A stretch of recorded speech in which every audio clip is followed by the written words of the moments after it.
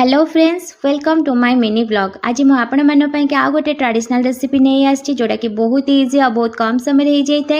यही रेसिपी हूँ पोई चिंगुड़ी झोल, जोटा कि बहुत ही टेस्टी होता है और यहाँ बहुत ही ऑथेंटिक। एपाई इंग्रेडिएंट्स हूँ पोई, आलू, सारू और बैगण। ता सहित ये मुझे चिंगुड़ी को नहीं जाइए। फटाफट भाव में आम कढ़ई को गरम करनवा। एबे से सोरिष तेल ऐड करनौ। तेल टी गरम हो गला चिंगुड़ी लुण हल्दी गोलेकी तेल में भाजी नवा। चिंगुड़ी को टिके टाइट हवा जाए भाजी नवा।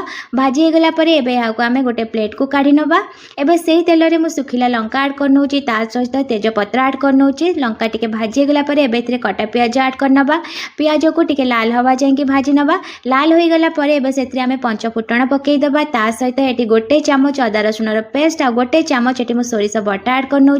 स्वाद अनुसार लुण हलदी और लंका गुंड ऐड करनौ। एबे एथिरे काटिकी रखिथिबा परिबा गुडी को ऐड करनवा। ता सहित चिंगुड़ी को मध्य ऐड करनवा। सब गुडी को एका सांगे आम मिक्स करनवा, जहाँद्वारा कि मसला सहित परिबा और चिंगुड़ी मध्य भल भाव में कषि हो, जहाँद्वारा कि बहुत गोटे सुंदर फ्लेवर बाहर। यहाँ आम 5-10 मिनिट लो फ्लेम रे कुक होगापी छाड़ीदवा, जहाँद्वारा कि परिबा गुड़िक मसला सहित भल भाव में कषि हो। एबे देखंतु एबे एथिरे आम गरम पानी ऐड करनौ, जहाँद्वारा कि तरकारी बहुत जल्दी हो। एबे टिके फुटिबा पाई जाएंगे आमे ताको वेट करनबा। तापर यहाँ को आमे 7-10 मिनिट कवर अप करके छाड़देबा, जहाँद्वारा कि तरकारी जल्दी हो जिवो। 10 मिनिट पर देखंतु यहाँ को मु काढ़ी देखुची एटी तरकारी हमर हो गलानी।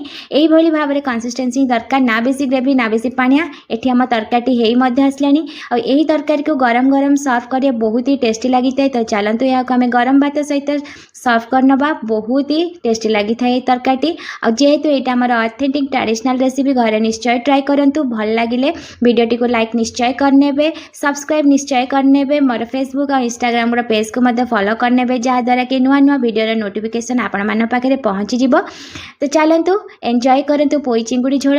रहुची, बाय बाय।